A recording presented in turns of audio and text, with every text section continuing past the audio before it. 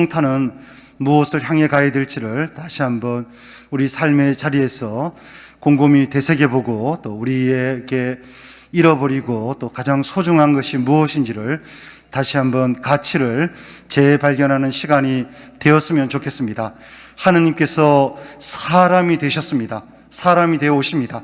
저는 이 사람에서 시작했으면 좋겠습니다. 우리는 사람일 수밖에 없고, 사람은 어떻습니까? 사람다운 사람의 길을 갈 때 더 풍요로워지고 또 기쁘고 자유로울 수밖에 없죠.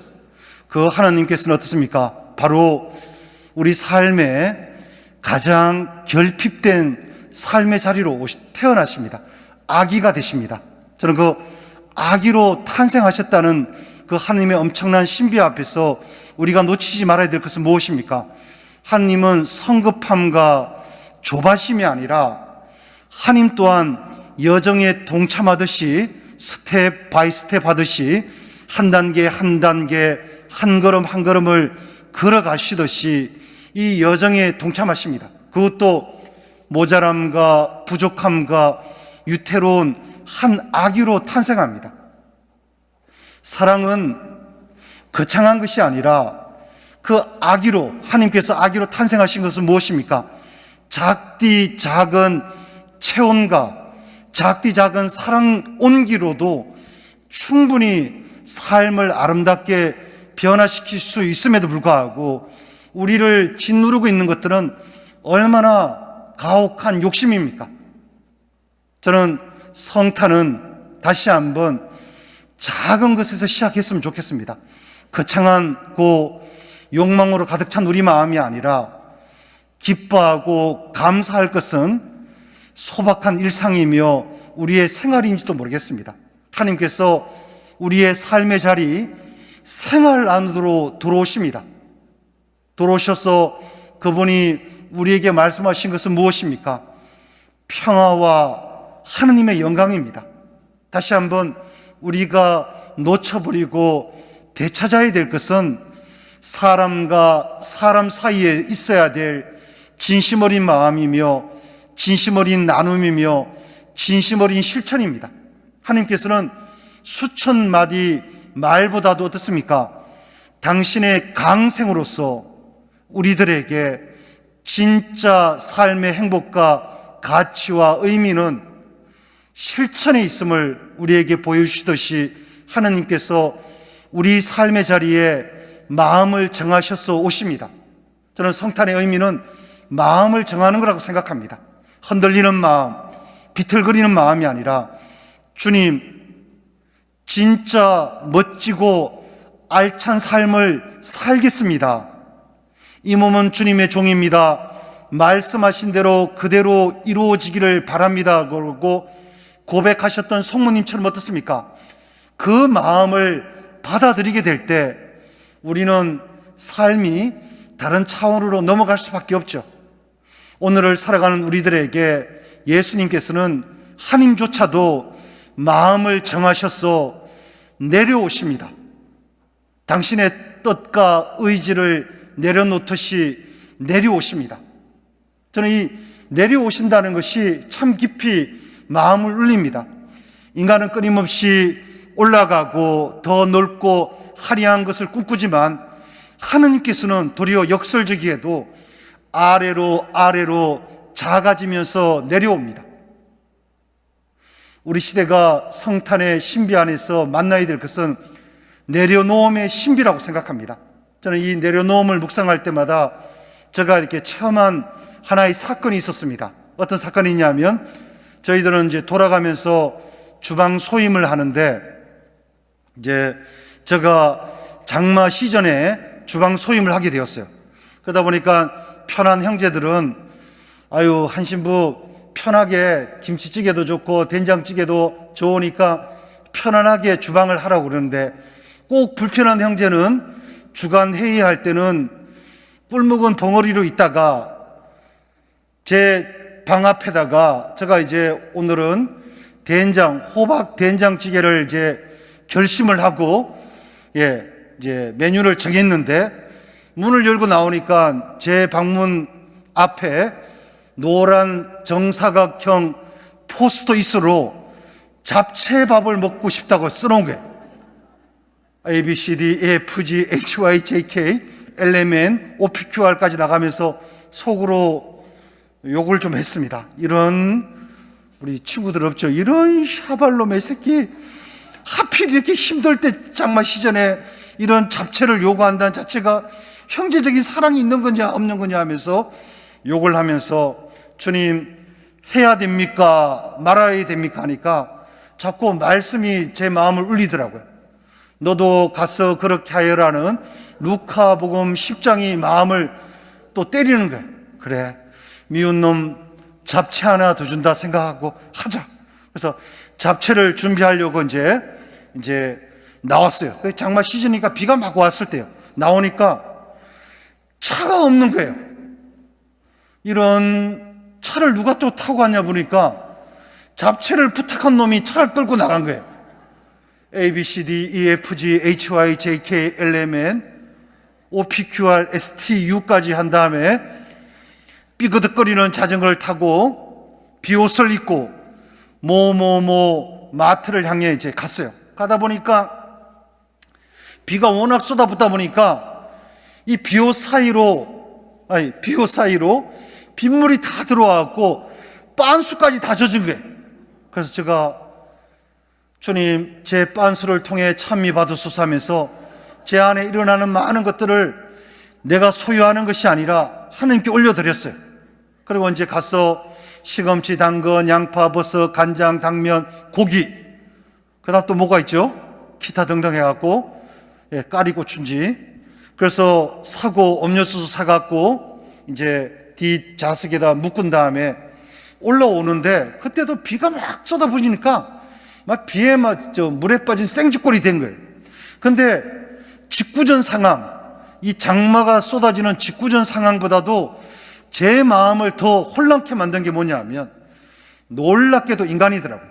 내가 이렇게 열심히 잡채밥을 탄생시켜 놓았을 때 저 인간이 맛있게 처먹을까 안 처먹을까 인간적인 또 이 생각이 나오는 거예요. 그때 아하, 이거였구나.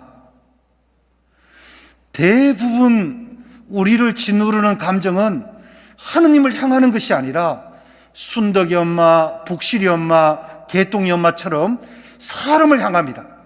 사람의 기대감, 사람을 향한 인정, 사랑받고 싶은 마음에 묶여 있는 겁니다. 그때 그 순간 제가 그 잡채를 주문한 형제의 인정받고 싶은 마음을 돌려서 하나님을 떠올려 봤어요. 하느님께서 직구전 이 비 내리는 상황에 주방 소임을 주셨다는 것을 하느님으로부터 시작되니까 평화가 오더라고요. 우리의 의지와 생각으로 출발하면 손익계산을 두드릴 수밖에 없습니다. 이해 타산을 따질 수밖에 없는데 하느님으로부터 이 삶의 자리가 시작되었고 하느님으로부터 이 소임이 주어졌다고 생각하니까 새롭게 와닿더라고요. 저는 성탄의 의미도 이와 같다 생각합니다. 상황을 탓하고 환경을 탓하는 것이 아니라 받아들인다는 것. 그 주방 소임을 위해서 잡채라는 메뉴를 받아들였을 뿐인데 이 상황을 하나님께서 주셨다는 것을 신뢰했을 뿐인데 그때 제 마음속에 인정받고 사랑받고 싶은 혼란된 마음이 아니라 평화의 마음이 오더라고요. 하나님께서 저를 특별히 이 상황에 직구전 상황에 나를 놓이게 하셨다는 것을 신뢰하게 되니까 기쁜 마음으로 잡채를 탄생시켰어요. 그랬더니만 그 인간이 외출했다가 돌아왔고는 보란듯이 라면을 끓여 먹을 줄 알았더니만 제가 정성스럽게 공들였던 잡채에다가 고추장을 넣어갖고 비벼 먹으면서 그렇게 칭찬에 인색한 인간이 한마디 하더라고요. 이렇게 맛있는 잡채를 먹어본 지 오래되었다고. 누가 한 겁니까? 하느님이 한 겁니까? 제가 한 겁니까? 대답이 별로 없죠. 여기는 수지 맞는 장사가 아니기 때문에 하느님이죠. 우리가 삶의 출발, 우리가 이 삶의 자리에서 살아간다는 이 모든 것들이 신비듯이 우리가 선택하고 우리가 주어진 것이 아니라 하느님께서 계획하시고 뜻하신 바가 있어서 이 삶의 자리에 우리를 놓이게 하셨다는 것을 하느님으로부터 새롭게 다르게 바라보았으면 좋겠습니다. 저는 수도자로 살면서 제 수도원 책상머리에다가 두 글자를 써놨습니다. 상우야, 새롭게 다르게 바라보자. 관점을 바꿨을 뿐인데 삶은 다르게 흘러가더라고요. 우리는 여전히 내가 보고 싶은 것만 봅니다. 내가 바라보는 것만 집착하지만 새로운 시각으로 바라보니까 삶은 이미 우리에게 엄청난 많은 것들을 선물했음에도 불구하고 하나에 꽂혀 있기 때문에 다른 것을 바라볼 수 없더라고요. 하나님께서는 예루살렘 성전에서 탄생하는 것이 아니라 묵을 여간조차 없기 때문에 말구유에 탄생하십니다. 누가복음은 그들을 받아들일 빈자리가 없었다고 표현합니다. 이건 엄청난 묵상의 결과입니다. 2000년 전이나 지금이나 우리는 하나님의 탄생을 내 삶에 받아들일 준비가 없습니다. 왜냐? 욕심으로, 집착으로, 자아로, 자아식으로, 자의식으로 똘똘 뭉쳐져 있기 때문에 뭔가가 비집고 들어올 텀이 없는 겁니다. 저는 성탄은 다시 한번 진정한 삶의 의미는 화려함에 있는 것이 아니라 진심을 나누는 가운데 있다는 것을 만났으면 좋겠습니다. 우리가 하나님의 현존을 뜨겁게 체험하지 못하는 것은 저는 딱 하나라고 생각합니다. 그게 뭐냐 하면 한 번도 하나님 앞에서조차도 정직하게 진심을 나눠본 적이 없기 때문이다. 자기 변명과 자기 만족, 자기 합리화에 급급했을 뿐이지 하나님 앞에서조차도 정직하게 자신을 나눠본 적이 없기 때문이죠. 왜 이렇게 정직하게 자신을 나누지 못할까? 저는 결핍을 인정하지 않기 때문입니다. 생각합니다. 하나님조차도 당신의 알몸과 당신의 부끄러움을 감추지 않고 우리에게 개방하는데 유독 인간만이 어떻습니까? 아담아 너 어디 있냐고 말씀하듯이 뒤에 숨으려 듭니다.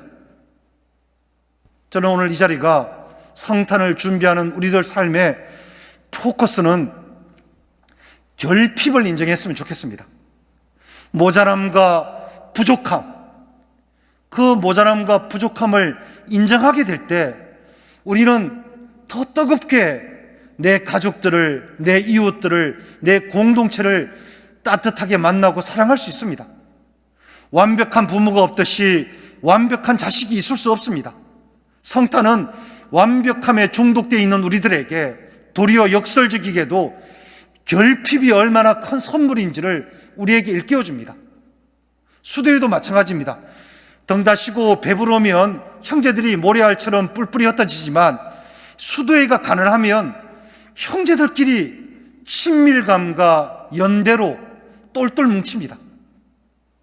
삶의 진정한 사랑은 물질이나 화려한 아파트에 있는 것이 아니라 진실된 사랑의 마음에 있다는 것을 일깨워 주시듯이 하나님께서도 가장 초라한, 가장 가난한 것에 탄생하십니다. 저는 우리 또한 우리의 부족함을 감추지 않았으면 좋겠습니다. 언제나 하나님을 만나는 출발점은 있는 그대로 자신을 개방할 때 뜨겁게 만나게 됩니다. 있는 그대로 자신을 만나는 가장 아름다운 비결은 뭐겠습니까? 저는 서두에 말씀드렸다시피 내려놓음을 배웠으면 좋겠습니다. 내려놓음. 이런 말씀을 드리면 신부님은 꼭 신부님들은 내려놓으라는 말씀은 엄청 말씀을 잘하는데 우리는 지금 이 순간부터 예전부터 내려놓는 것을 삶으로 살았는데 왜 자꾸 내려놓으라고 말씀하냐 따지는 분이 있더라고요. 그래서 제가 이 말씀을 드렸어요. 자매님이나 저나 좀 피곤하면 정말 침대에 가서 편하게 누워 주무시지 그 소파에 앉아갖고 리모컨 하나도 움켜잡은 리모컨 하나도 제대로 내려놓지 못하면서 뭘 내려놓았다는 겁니까? 그만큼 우리는 내려놓은 적이 없습니다. 제가 어느 날 그 잡채 형제와 대판 싸운 적이 있었어요. 어떤 사건 때문에 대판 싸웠냐면 꼭 이 수도 공동체는 먹는 것 때문에 싸워요. 이 얘기는 절대 밖에 나가서 하지 말더래요. 제가 또 주방을 또 장마철에 또 주방을 맡았어요. 맡아갖고 형제들에게 물어봤습니다. 일요일 날 외출하지 않는 형제들에게 뭘 먹고 싶냐 하니까 대다수 의견들이 라면을 먹고 싶어 하더라고요. 그래서 25봉지를 터뜨려 갖고 계란 넣고 대파 푼 다음에 제가 여기서 멈춰야 되는데 가유불급인데 좀 더 잘하려 하다가 된장을 풀었어요. 그래서 소프의 느끼한 맛을 없애려고 된장을 풀었더니만, 그래서 기도하자면 다 짱 박히는 인간이 뭘 먹자면 다 기어 내려와요. 그래서 성부와 성자와 성령의 이름으로 아멘 한 다음에 주님 내려주신 쫄깃쫄깃한 면발과 된장 수프에 강복하소서 하면서 면발을 건져 올리고 있는데 저와 불편한 그 잡채가 내려온 거예요. 내려와갖고는 라면을 보더니만 제게 직격탄을 날리는 거예요. 왜 순수한 라면에 계란 풀고 대파 푼 건 이해해도 된장을 쳐 풀었냐 하고 올라가는 거예요. 그때 제가 멈춰야 되는데 제가 웬 어금니로 라면 면발을 끊고 따라 올라갔어요. 그래서 제가 또 직격탄을 하나 날렸습니다. 꼭 순도가 낮은 인간들이 순도에 집착하더라 하니까 이 인간이 지랄지랄 하는 거예요. 그래서 옛날 코딱지 파먹던 이야기까지 하면서 대판 싸운 거예요. 사람이 참 그렇더라고요. 야, 정말 그 순간 뭐 대판 그 코딱지 파먹던 얘기까지 하면서 대판 싸우면 마음이 편안할 것 같아도, 야, 내가 이러려고 수도자가 되고 신부가 됐냐, 자기감이 밀려오는데 참 비참하더라고. 야, 어떻게 이 라면 하나도 이렇게 내가 포용하지 못하는가 생각하니까 와장창 와르르 무너지더라고요. 그래서 대판 싸운 다음에 라면도 못 먹고 내려오니까 퉁퉁 불어갖고 버리고, 저녁에 그랬어. 낮에도 된장으로 시작한 거 저녁에도 된장으로 마무리하리라 하면서 호박 된장찌개를 끓였어요. 그래갖고 이제 대충 이제 형제들과 먹으려 하는데 잡채가 저녁 성무일도 때는 잡채가 있더니만 저녁 식사 때는 없더라고요. 그래서 물어봤어요. 그 잡채가 어디 갔냐 하니까 요 수도원 앞에 있는 손칼국수를 처먹으러 갔다 그러는 거예요. 그래서 안 그래도 부하가 치밀어 오는데 참 마음이 우울하더라고요. 그래서 설거지를 끝낸 다음에 올라와서 일기를 쓰고 묵좌를 굴려도 그때 낮에 정심에 된장 수프 때문에 대판 싸웠던 마음이 내려가지 않는 거예요. 그래서 이제 성당에, 저희 수도의 성당에 가서 성체 조배를 하려고 문을 열고 딱 들어선 순간 어떤 잡채가 보이는 거예요. 그 잡채가 머리를 조아리고 고개를 숙이고 기도하는데 그렇게 마음을 울리더라고요. 아하, 이거였구나. 이 잡채도 저 잡채도 기쁘게 살라고 수도자가 되고 사제가 됐는데도 불구하고 예수 그리스도는 온데간데없고 라면에 된장을 풀었냐 안 풀었냐만 남아있는 그 비참한 모습을 바라보면서 진짜 중요한 것이 과연 뭔지를 머리를 조아리고 기도하는 형제를 바라보면서 새롭게 만나게 되더라고요. 어찌 보면 우리가 여전히 걸려 넘어지고 있는 것은 예수 그리스도라는 본질이 아니라 비본질적인 것에 묶여 있는지도 모르겠습니다. 그래서 그 사건이 일어난 다음에 그 형제를 좀 더 이해하게 됐는데 이게 또 어김없이 또 와르르 무너지는 거예요.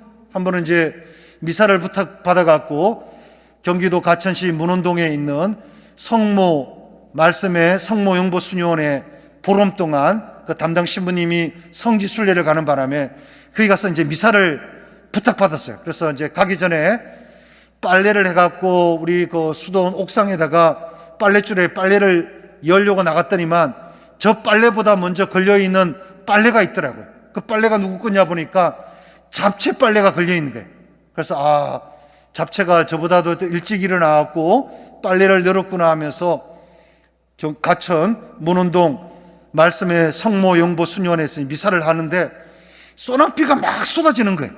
그래서 분명히 저 인간이 내 빨래를 걷어주었을 거라고 철떡같이 믿고 수녀원에서 식사도 하고 커피도 마신 다음에 다시 비가 멈춰서 이제 수도원으로 돌아와서 옥상에 올라가 보니까 잡채 빨래는 싹둑 걸어져 있고 제 빨래만 빗물이 뚝뚝뚝 떨어지는 거예요. 그걸 바라보는 순간 야, 내가 이런 공동체에 살아야 되는가 말아야 되는가 마음이 들더라고요. 그래서 그 다음날 우리는 돌아가면서 미사 주례를 하는데 그 형제와 함께 미사를 봉헌하는 것이 참 마음이 아프더라고요. 그래서 휴가를 갔어요. 휴가를 이제 좀 더 서둘러서 일주일 앞당겨서 고향집에 휴가를 갔습니다. 가갖고 이제 어머니가 자식이 오니까 너무 기뻐갖고 호박 된장찌개도 끓여주고 매운탕도 끓여주고 오징어 회도 또 가자미도 이렇게 또 오셨더라고요. 그래서 누구를 미워하니까 그 음식이 맛이 없는 거예요. 대충 먹고 어머니와 함께 고향집 떠라기에서 이렇게 앉아서 커피를 마시는데 고향집 떠라기에 이렇게 감나무가 있습니다. 감나무가 있는데 큰 감나무가 있는데 그 감나무가 제게 참 많은 교훈을 주시더라고요. 교훈을 주더라고요. 그게 뭐냐 하면 감나무도 자신이 감당할 수 없는 풋감들을 떨구어 내는 거예요. 떨구어 내는 거예요. 난 그게 저한테는 수도 생활하는데 참으로 강력한 사건이었습니다. 하물며 나무들도 자신이 감당하지 못하는 것은 떨구어 내는데 유독 인간만이 쥐어잡고 있고 움켜잡고 있고 집착하고 있는 겁니다. 저는 내려놓는 것이 탄생의 가장 큰 선물이라 생각합니다. 하나님조차도 하나님이라는 자리를 고수하고 집착하는 것이 아니라 더 사랑하기 위해서 낮아지시고 더 구체적인 삶의 자리로 내려오시고 다가오시는데 우리가 여전히 하나님 안에서 일치를 이루지 못하는 것은 한 번도 단 한 번도 내려놓아 본 적이 없기 때문입니다. 저는 내려놓을 때 서로를 살릴 수 있는 구원이 있다고 생각합니다. 내려놓을 때 하나님이 개입하시고 내려놓을 때 하나님의 뜻이 무엇인지를 절실히 깨닫게 된다고 생각합니다. 바로 그런 의미에서 성탄은 내려옴의 아름다운 신비입니다. 그래서 내려옴은 그냥 내려옴으로 끝나는 것이 아니라 어떻습니까? 만남으로 이어집니다. 하나님과 우리의 만남, 그게 바로 구원이라고 생각합니다. 하나님께서 사람이 되신 이유가 뭐겠습니까? 우리를 구원하러 오셨는데 그 구원은 사랑인데 사랑은 어떻습니까? 만남으로 이어집니다.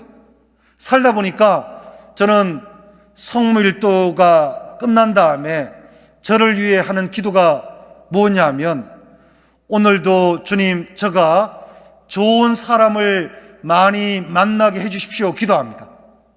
사람은 사람을 통해서 변화되고 사람은 만남을 통해 변화되더라고요. 일개 목동이었던 다윗이 하나님의 기름 부으신 왕이 될 수 있은 건 뭡니까? 하나님을 만났기 때문이죠.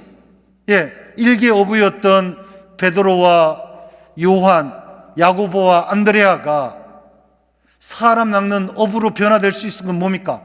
예수라는 한 사람을 만났기 때문입니다. 그래서 저는 가장 아름다운 신비는 만남의 신비라고 생각합니다. 근데 이 만남이 그냥 만남이 아니라 어떻습니까? 변화를 불러일으킨다는 겁니다. 저는 이게 성탄이 우리에게 주는 진짜 선물이라 생각합니다. 변화. 우리 어머님, 아버님들은 내 자녀가 더 멋지고 건강한 삶을 살아가는 사람으로 변화될 수 있다는 것을 신뢰하는지를 한번 물어봤으면 좋겠습니다. 신앙은 변화될 수 있다는 것을 신뢰하는 겁니다. 예. 하느님께서 사람이 되어 오신 그 작은 아기가 세상을 아름답게 물들이고 세상을 건강하게 변화시킵니다. 성탄은, 사랑은 변화라고 생각합니다. 제가 좋은 사제가 되고 좋은 수도자가 되고 좋은 신앙인이 될 수 있다는 것을 신뢰하지 못하면 아무것도 할 수 없어요. 저는 신학생 때 이 신뢰와 사랑이라는 주제의 그 시가 있는데 나눌까요? 건너뛸까요? 여기는 뭐 반응이 없네, 별로. 뭔가 이 젊은 사제는 열정적으로 뭘 하려 하는데 교만하신 분들은 이렇게 또 교만하신 분들이 계시네. 어디까지 했죠? 저는 천상병 시인의 나무라는 시가 참 좋습니다. 한번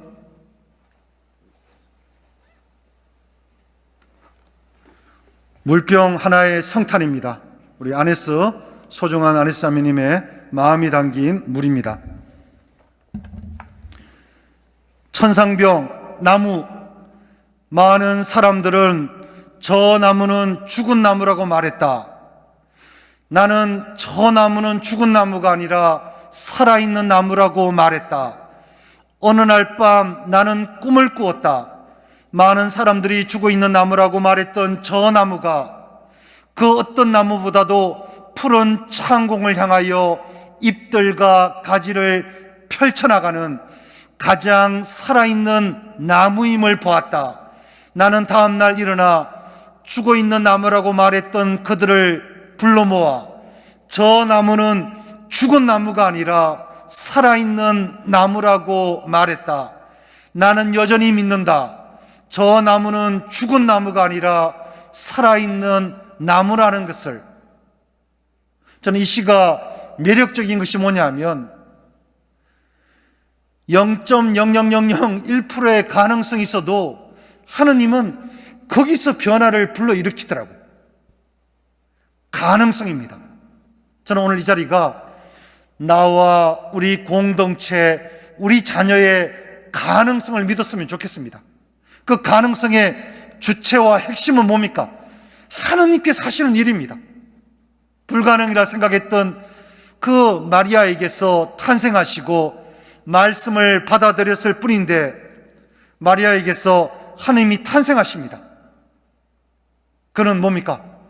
하느님께서는 우리에게 우리 자신이 포기하지 않으면 하느님께서는 그 일이 이루어질 수 있도록 우리를 도와주시고 그 일이 성취될 수 있도록 사랑으로 이끌어 주시는 분이죠. 저는 오늘 이 자리가 가능성을 믿는 성탄의 새로운 시간이 되었으면 좋겠습니다. 그 가능성은 뭡니까? 그냥 이루어지는 것이 아니라 하느님의 공들임과 사랑과 애씀과 간절함과 애절함이 깃들어져 있는 그 가능성이죠. 저는 그래서 가능성을 이야기할 때마다 제가 체험한 이야기가 있는데 나눌까요? 건너뛸까요? 예. 제가 이제 97년도에 이제 아버지가 돌아가셨어요. 아버지가 돌아가셔갖고 장례를 치르고 이제 봄을 맞이했습니다. 봄을 맞이했는데 그때 어머니와 함께 제 고향집 떠락에다가 코스모스 모종을 심었어요. 그리고 코스모스 씨앗도 뿌려놓고 어머니 아버지를 이런 아픔을 딛고 어머니나 저나 기쁘게 인생의 이분은 기뻤으면 좋겠다고 하면서 이제 고향집 떠락에다가 코스모스를 모종을 심고 수도원으로 다시 돌아왔습니다. 돌아왔고 이제 수도 생활을 하고 있는데 또 어김없이 봄이 지나니까 여름이 오고 여름이 지나니까 가을을 맞이했어요. 그래서 추석을 맞이한 다음에 어머니께 전화를 드렸어요. 어머니, 내일 제가 추석 휴가를 가는데 어머니 어떠시냐고, 건강은 어떠시고 농작물 피해는 없으시고, 세 번째로 어머니와 저와 함께 심은 코스모스는 괜찮냐고 물어보니까 우리 어머니께서, 국민학교도 제대로 졸업하지 못한 어머니께서 가장 큰 은총의 달란트가 뭐냐면 복잡한 것을 간결화시키는 데는 선수입니다. 상우야 까딱없다. 너무 기쁘더라고요. 야, 하나님께서 도와주시니까 어머니 건강과 농작물의 피해와 코스모스는 까딱없구나 했는데, 그래서 이제 청량리에서 열차를 타고 태백에서 내려서 태백에서 호산 가는 버스를 타고 호산에서 이제 저희 집 가려고 마을 버스를 기다렸더니 이미 가서 걸어서 이제 제 고향집에 도착했어요. 도착해갖고 어머니 딱 하고 부르는 순간 제 마음을 물들이는 코스모스가 그냥 코스모스가 아니라 어머니께서, 노모께서 친히 코스모스 하단에 들어가셔갖고 코스모스 하나하나에다가 고추 모종을 다 박은 거예요. 쓰러지지 말라고. 그것도 모자라갖고 위에 부분, 중간 부분, 아래 부분으로 빨간 바인더 끈으로 묶어놓은 거예요. 그걸 보는 순간 정말 감동이더라고요. 야, 이거일 수 있겠구나. 삶이라는 것은 마치 공동 합작품처럼 사랑과 정성이 가미되지 않고는 무언가가 탄생할 수 없구나를 느끼며 기쁘게 3박 4일 추석 휴가를 보내고 이제 딱 다시 저희 서울 수도원 본원으로 올라오려 하는데 제 마음속에서 무언가가 탁하니 탄생이 되는 거예요. 그게 뭐였냐면 제가 만든 신생어입니다. 고추모스, 고추대와 코스모스의 합성어 고추모스가 제 안에서 이렇게 탄생되는 거예요. 연분홍과 진홍빛과 백색의 순결로 가을 하늘을 물들일 수 있는 것은 뭡니까? 공들이는 정성과 사랑이 있었기 때문입니다. 저는 하나님께서 다시 한번 탄생을 우리에게 일깨워주는 건 뭡니까? 하나님께서도 우리 하나하나를 소중함으로 탄생시키기 위해서 지극히 불면의 바람을 보내면서 그 어떤 빛깔과 향기도 정말 비교되지 않는 고요함을 안겨주려고 우리에게 이러한 탄생의 걸작을 창조하셨음에도 불구하고 그 탄생시킨 다음에 어떻습니까? 보신이 참 좋았다고 말씀했는데 우리는 그 보신이 참 좋았다를 보신탕이 참 좋았다고 또 표현합니다. 저는 오늘 자리가 우리 자신을 사랑하는 것이 무엇인지를 물음을 던져보았으면 좋겠습니다. 저는 우리 자신을 사랑한다는 것은 다름 아닌 하나님 안에서 우리 자신을 받아들이고 하나님께 기꺼이 맡겨드리는 것이 있는 그대로 우리 자신을 사랑하는 것더라고요. 저는 그래서 저 자신을 사랑하는 것이라는 마음을 나누니까 갑자기 또 제가 좋아하는 애송시가 생각나는데 나눌까요? 건너뛸까요? 어느 날 제가 십자가를 바라보면서 기도를 했습니다. 주님, 여러모로 힘이 들고 수도에도 뭔가 앞이 보이지 않는 안개 속을 걸어가는데 주님, 한 말씀만 제게 말씀을 한마디만 탄생시켜 주시면 제가 정말 좋은 사제가 되겠습니다 라고 하면서 십자가를 바라보면서 정말 기도를 했어요. 정말 간절하게 기도했습니다. 제 마음을 물들일 수 있는 말씀 한마디만 주십시오 하고 기도했더니만 침묵의 시간이 지난 다음에 제게 한마디 말씀이 탄생이 되더라고요. 그게 거창한 말씀이 탄생될 줄 알았더니만 제게 들려주신 말씀은 이거였습니다. 상우야, 하던 일을 계속하여라. 뭔가 거창한 것이 있다 생각했는데 네가 하는 일을 계속하여라가 그게 보니까 해답이더라고요. 뭔가 삶이 특별한 것이 있다고 생각했는데 특별함이 아니라 우리가 하고 있는 이 자체가 기적이며 가치더라고요. 그래서 저는 특별히 제가 좋아하는 시가 꽃이라는 시입니다. 뭐라고요? 김춘수 시인의 꽃이란 시를 묵상할 때마다 참 깊이 우리 존재를 새롭게 재발견하게 됩니다. 내가 그의 이름을 불러주기 전에는 그는 하나의 몸짓에 지나지 않았다.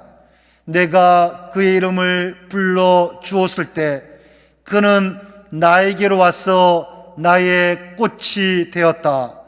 내가 그의 이름을 불러준 것처럼 나의 이 빛깔과 향기에 알맞은 이름을 나에게도 불러다오. 나도 그에게로 가서 그의 꽃이 되고 싶다. 우리는 모두 무엇이 되고 싶다. 나는 너에게, 너는 나에게 잊혀지지 않는 영원한 눈짓이 되고 싶다.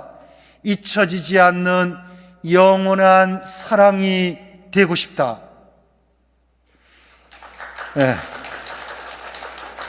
박수 소리가 좀 작네.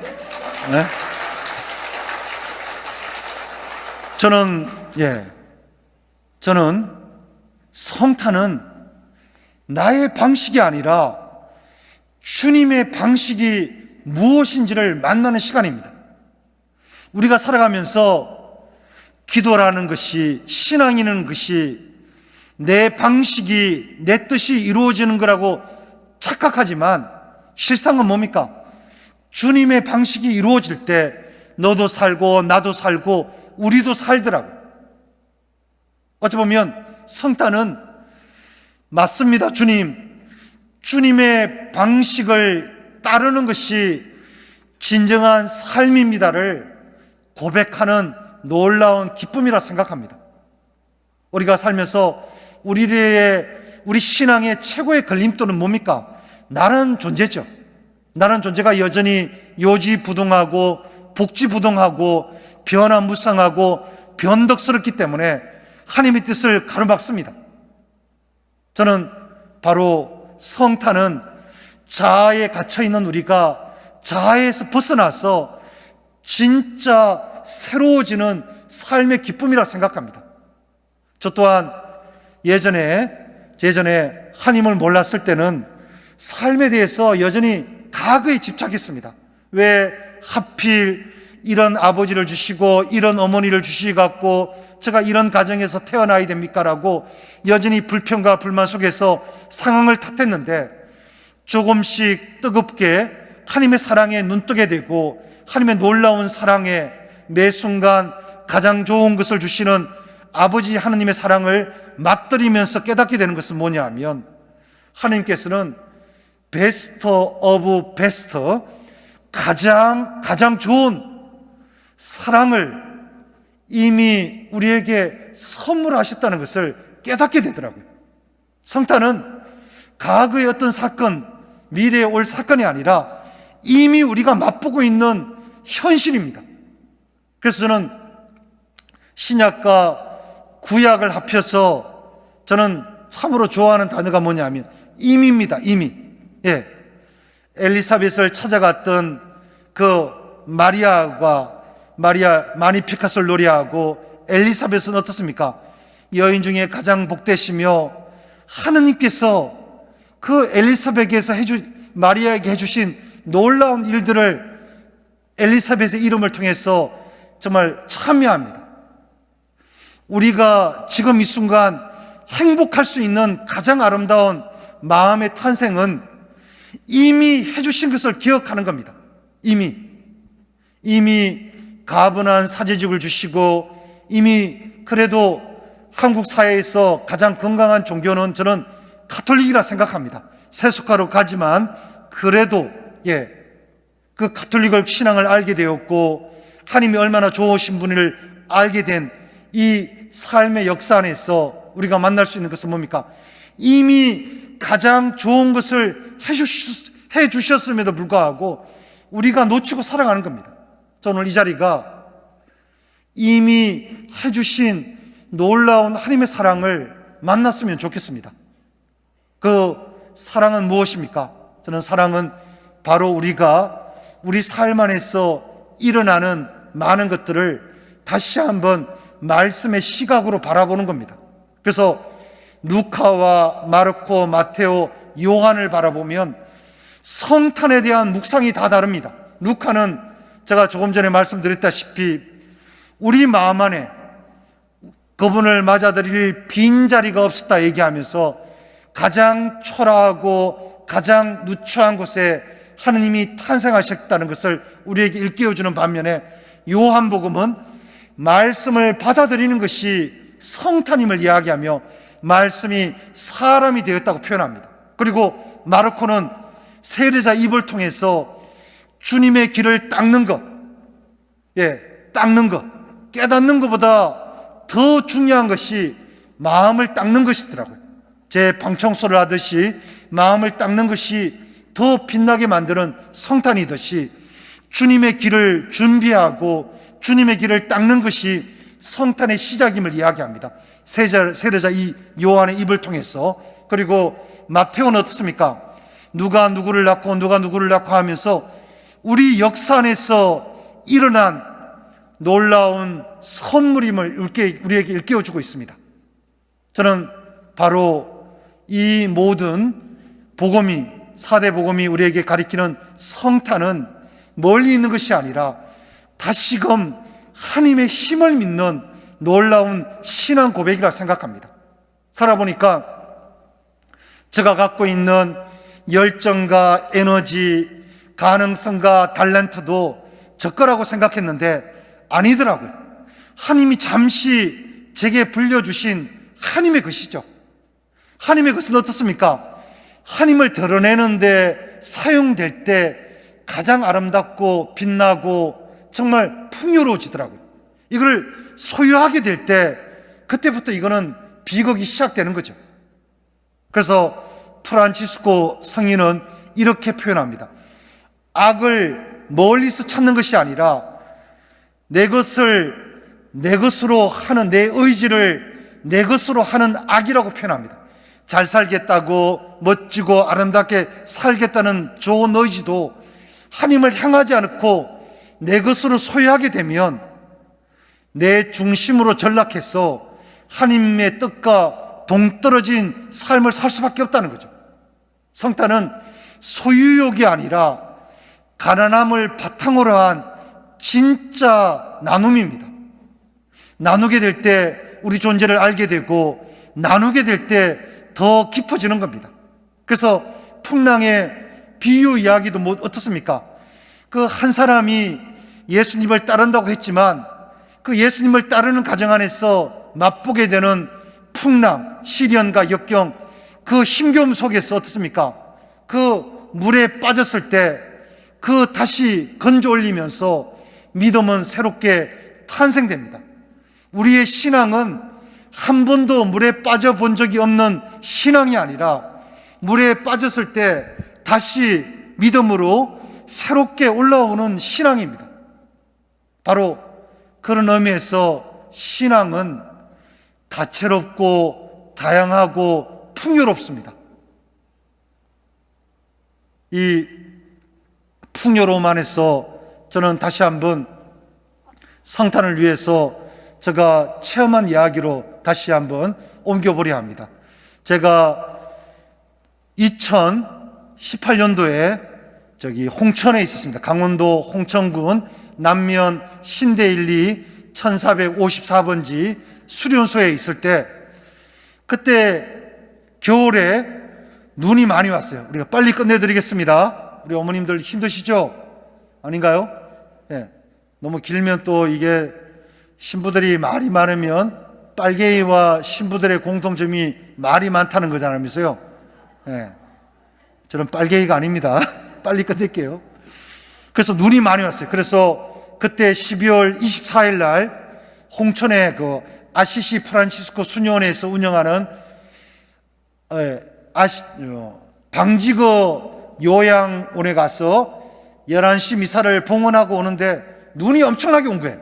오니까 그 산비탈을 차가 사륜구동차가 올라가지 못하고 중간에 마리아 전교자 프란치스코 수녀원에 있는 거기다가 차를 파킹하고 걸어서 올라가고 눈삽으로 눈을 편해도 계속 눈이 내리다 보니까 6시간 점심도 먹지 못하고 6시간 눈을 치운 다음에 눈길을 차가 올라가서 수도원에다 파킹했어요.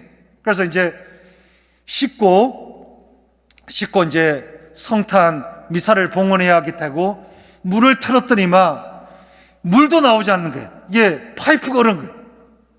와, 보일러도 고장났죠. 물도 나오지 않죠.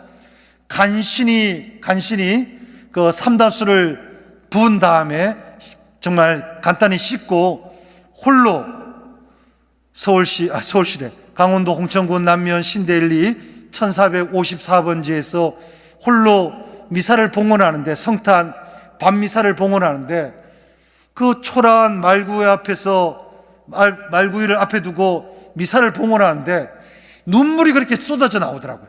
이 눈물은 비참함의 눈물이 아니라, 아하, 이거였구나, 이게 성탄이었구나. 여전히 화려함과 거창함과 빛과 번쩍함에 중독되어 있던 저가 제 뜻대로 내 뜻대로 되는 것이 아무것도 없는 그 한가운데서 미사를 봉헌할 때, 그때 비로소 하느님의 가난한 탄생이 얼마나 풍요로운 선물인지를 만나게 되더라고요. 행복은 많은 사람들 앞에서 나의 존재를 드러내고 많은 사람들 앞에서 사랑과 인정을 받는 그게 아니라, 그 홀로 말구에 탄생하신 주님을 제가 떨어보니까, 제가 추워보니까, 제가 또 굶어보니까 작지만 그때 비로소 생생하고 간절하고 애절한 성탄의 마음을 예수님의 그 말구에 누워 계신 아기의 모습을 보면서 만나게 되더라고요. 어찌 보면 우리의 삶도 이와 같은지도 모르겠습니다. 삶의 한 축을 만나라고, 한 축을 만나라고 하느님께서 도리어 작디 작은 아기로 우리 삶 한가운데 탄생합니다. 우리의 시선이 위를 바라보는 것이 아니라 주위를 바라보았으면 좋겠습니다. 주위를 바라보면 진짜 우리를 일깨워주는 삶의 놀라운 사람들이 있더라고요. 저는 사람의 탄생이라 생각합니다. 제가 부제품을 요약하고 이제 빨리 끝낼게요. 부제품을 받고 필리핀 세부에 갔어요. 거기 구속제가 있는데 세부 구속제에 갔더니만 제게 1년 동안 맡겨진 소임이 뭐였냐면, 레프로사리움이라는 나병 환자 공동체에서, 필리핀에 있는 신자들 공동체에서 나병 환자들에게 봉사하는 것이 주어졌어요. 갔더니만 그래서 한국도 아니고 필리핀 나병 환자들 속에 이제 던져진 거예요. 던져져 갖고 이제 그다음 이제 같이 간 크리스 신부라고, 우리 구속주의 신부가 한국에서 온 디컨 부제라고 소개한 다음에 첫날이 저한테는 참 힘겨운 도전이었어요. 한국 젊은이가 오니까 거기에 또 필리핀 신앙인들이 좋아갖고 같이 식사를, 저는 같이 저를 데려간 크리스라는 신부하고 같이 할 줄 알았더니만 크리스 신부는 저 멀리 떨어져 있고 저는 한 번도 만나본 적이 없는 그 자매들 속에 한가운데 버려진 채 같이 식사를 하게 되는데, 이분들이 그냥 자기 것만 떠와서 드시면 되는데 제 입에다가 치킨을 넣어주는 거예요. 붕대로, 이게 붕대도 잘 갈아주지 않는 그 손으로 제 입에다가 치킨을 넣어주니까 일순간 저 인간이 맛있게 받아 먹을까 안 먹을까를 바라보는 거예요. 그래서 제가 억지로 받아 먹으면서 그 세부안으로 베리 딜리셔스라고, 남이 까요라고 했어요. 남이 까요 했더니만 그거로 끝나는 줄 알았더니만 오른쪽에 있는 자매가 또 치킨을 제 입에다 넣어주는 거예요. 와, 정말 이게 죽겠더라고요. 야, 식사 시간이 저한테는 6개월 동안 곤욕이었어요. 주님, 피할 수만 있다면 제발 정말 식사 시간에 제 입에 좀 안 넣어줬으면 좋겠다고. 그래서 그러던 어느 날 달력에다 동그라미 치며 이제 6개월 남았다고 하는 그 순간 이제 성체 분별을 하는데, 거기는 그리스도의 몸을 나왔으니 그리스도라고 합니다. 스페인 지배를 받아오니까 스페인 언어가 많이 이렇게 가미되어 있더라고요. 나왔으니 그리스도 하면서 성체 분별을 하는데, 제 식탁에서 자주 식사를 하면서 제 입에다가 치킨을 넣어주는 자매가 그 일그러진 눈에서 나왔으니 그리스도 하면서 입에다가 성체를 영해 주려 하는데, 그 눈에서 눈물이 한 방울이 뚝 떨어지는 거예요. 근데 그 순간 이 자매님의 눈물과 제 눈물이 만나더라고요. 그래서 성체를 분배하면서 눈물이 앞을 가렸어 죽을 뻔했습니다. 그렇게 성체를 영해주고 6개월 그 사건이 있은 다음에, 순도가 높냐 순도가 낮냐, 불결하냐 불결하지 않냐, 청결하냐 청결하지 않냐의 인간적인 구분이 아니라 우리 모두는 정말 하나의 사람이라는 공통 분모를 획득하고 깨닫게 되니까 그분이 제 입에 넣어주는 치킨이 더 이상 더럽지 않더라고요. 그렇게 기쁘게 6개월을 보내고 이제 한국으로 돌아오려 하는데, 이 저와 친했던 그 나병 환자 한센씨 병을 앓고 있는 자매님께서 제가 떠나올 때 손거울을 하나 선물하더라고요. 그래서 받으면서 이분이 한센씨 병을 앓기 전에 자신의 청춘을 이야기하려 하는가 하면서 손거울을 받았어요. 이제 와서는 수도원 서랍 속에 집어넣어 놓았어요. 까마득히 입고 있는데 어느 날 모 신부님의 부탁으로 서울구치소 여사에 가고 강의를 했어요. 강의를 하는데, 그래서 뭐 인간의 존귀함과 소중함에 대해서 강의를 한 다음에 이제 끝나니까 그 봉사 대표 자매님께서 쪽지를 건네더라고요. 신부님 다음에 올 때는 어떤 간식을 좋아하는지 물어보라는 거예요. 그래서 선생님들, 여기는 비신자도 있어갖고, 선생님들 다음에 올 때는 우리가 어떤 간식을 준비해 올까요? 하니까 그때 같이 간 분이 떡을 준비해 오고, 떡을 준비해 올 분은 또 자기 딸이 공무원 임용 시험에 합격해 갖고 장미꽃을 준비해 온 거예요. 그래서 선생님들 다음 주에는 무엇을 준비해 올까요? 하니까 맨 앞에 있는 선생님 한 분이 이런 말을 하더라고요. 신부님, 우리는 떡보다 꽃이 더 좋아요. 그러더라고요. 꽃이 더 좋다 그러는 거예요. 아하, 이거였구나. 하나님께서 바라시는 성탄의 마음은 우리가 한 사람 한 사람을 어떤 마음으로 바라보냐가 중요합니다. 꽃의 마음을 바라볼 수 있다면 꽃 아닌 존재가 있겠습니까? 다 존귀하고 향기롭고 소중한데, 이 마음을 잃어버리니까 여전히 사람의 이용의 대상이 되고, 그 작디 작은 사랑도 없으니까 우리 삶의 자리가 지옥이 되니까 하나님께서 먼저 꽃의 마음으로 작은 꽃으로 탄생하듯이 사람이 되어 오십니다. 우리들 성탄도 이와 같았으면 좋겠습니다. 어떤 시각과 마음으로 바라보냐가 삶을 달라지게 만들더라고요. 그래서 저는 오늘 이 대림의 나눔이 사랑받는 사람에서 사랑하는 사람으로 바뀌었으면 좋겠습니다. 우리가 예수님을 진심으로 사랑하고 우리 삶의 자리를 뜨겁게 사랑할 수 있다면 삶이 달라질 겁니다. 알아주든 알아주지 않든 우리의 고유한 보폭으로 사랑을 실천하는 사람이 될 수 있을 겁니다. 여전히 우리 시대의 가장 큰 병폐는 사랑받으려 하는 사람은 많은데 사랑을 실천하는 사람이 없습니다. 진짜는 사랑을 작지만 실천하는 사람이 가장 행복한 탄생을 맛보는 사람이라 생각합니다. 그런 의미에서 제가 더 하고 싶은 것은 많은데 우리 어머님들도 집으로 가셔야 되니까 제가 좋아하는 애송식 하나가 더 있는데 나누고 싶은데 여기서 끝낼까요? 나눌까요? 저는 청마 유치한 시인의 행복이란 시가 너무너무 좋습니다. 그 행복은 어떻습니까? 겪을 것을 다 겪는 행복이고, 나쁜 것도 함께 나쁨을 나누기에 나쁜 것이 더 이상 나쁜 것이 아니라 좋은 것으로 변화되는 행복일 겁니다. 사랑하는 것은 사랑을 받는 이보다 행복하느니라. 오늘도 나는 에메랄드빛 하늘이 환히 내다보는 우체국 창문 앞에 와서 너에게 편지를 쓴다.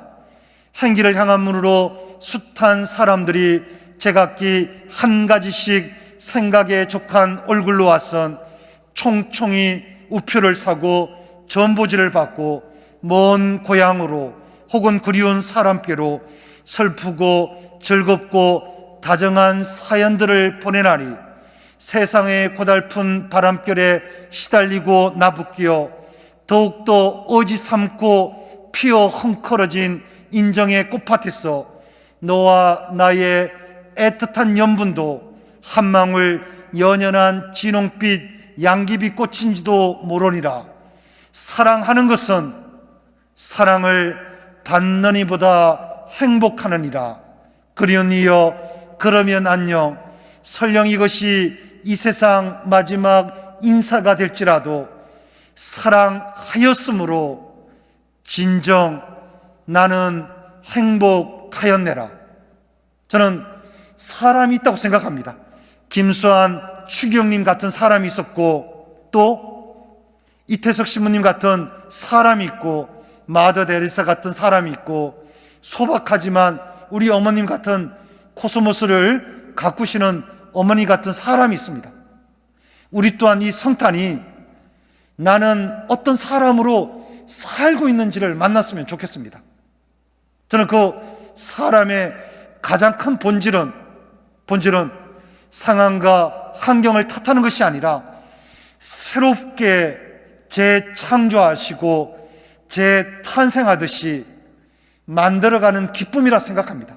다 만들어진 삶이 아니라 한 여정 한 여정 뜨겁게 눈물을 흘리고 뜨겁게 공돌이고 뜨겁게 정성을 들이는 그 사랑의 여정을 걸어가는 사람들이 성탄의 기쁨을 함께 나누는 목동이듯이 우리 또한 성탄의 기쁨을 나누는 사람은 결과에 집착하는 것이 아니라 지금 이 순간 한 걸음 한 걸음 걸어가는 것이 성탄의 아름다운 여정이라는 것 마음에 새기면서 오늘 이 자리가 예수님의 성탄을 준비하고 기다리고 기뻐하듯이 우리 존재의 존귀함과 소중함을 다시 한번 하나님 안에서 만나면서 신앙으로 사랑으로 또 기쁨으로 이끌어 주시는 그 하나님 사랑에 진심으로 감사할 수 있는 성탄의 마음이 되었으면 좋겠습니다.